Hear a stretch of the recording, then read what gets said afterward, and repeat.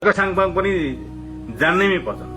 उनले देशलाई माया गर्न जानेका छन्, श्रमलाई सम्मान गर्न जानेका छन्, श्रममा भाग लिन जानेका छन्, श्रमलाई व्यवहार र जीवन र व्यवहारमा उतार्न जानेका छन्।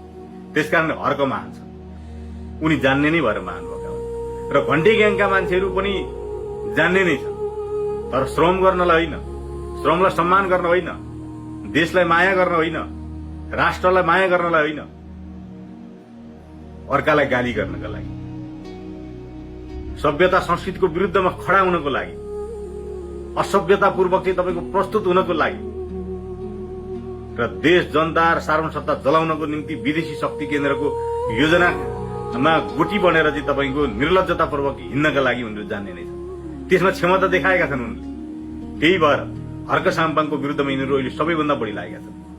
किन लागेका छन् भनेदेखि हर्क साङपाङले एमसीसीको विरोध गरेका छन्, हर्क साङपाङले एसपीपीको विरोध गरेका छन्, हर्क साङपाङले सबै असमान सन्धि सम्झौतालाई खारिज गर्नुपर्छ भनेर भनेका छन्, हर्क साङपाङले नेपालका सीमानाहरूमा काँडे तार लाउनुपर्छ भनेर भनेका छन्, होइन? हर्क साङपाङले स्वतन्त्र परराष्ट्र नीति कायम गरिनुपर्छ भनेर लागेका छन्।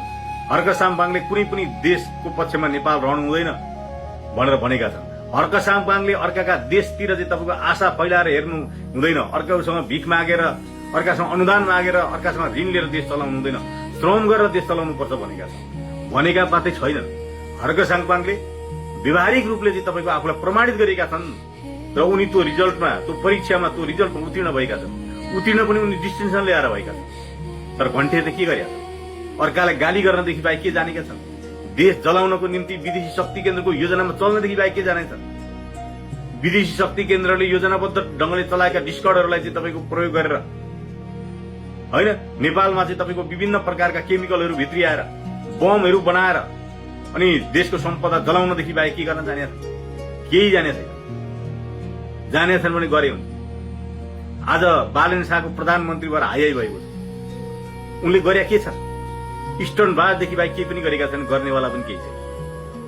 यो ठाउँमा हर्क साङपाङ प्रधानमन्त्री भएका भए म दावा गरेर भन्छु यतिखेर कम्तीमा पनि जेनजी आन्दोलनको क्रममा जलेका संरचनाहरू निर्माण गर्नको निम्ति 10,000 मान्छेलाई श्रममा सहभागी गरिसक्थे। एउटा तरिकाले देश विकासको एउटा खाका बनाइसक्थे। मान्छेहरूको चाहिँ तपाईँको देश, जनता, राष्ट्रको निर्माणको निम्ति चाहिँ एउटा लहर सिर्जना हुन्थ्यो र देश समुन्नतिको दिशातिर जान्छ भन्ने एउटा आशावाद पैदा हुन्थ्यो।